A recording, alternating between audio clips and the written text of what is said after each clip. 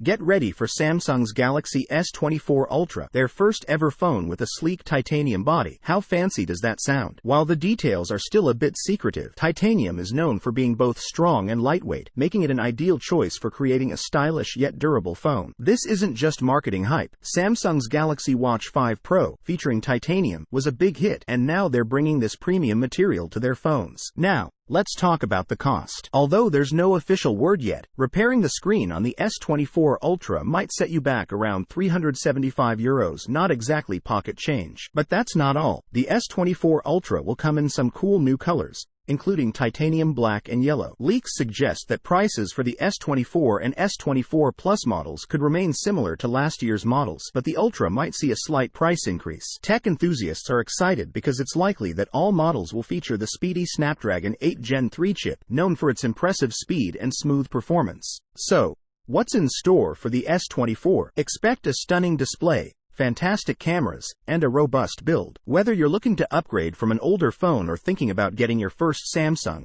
the S24 series is definitely worth considering. Don't forget to hit that like button, subscribe for more updates, and stay tuned for the latest in tech news.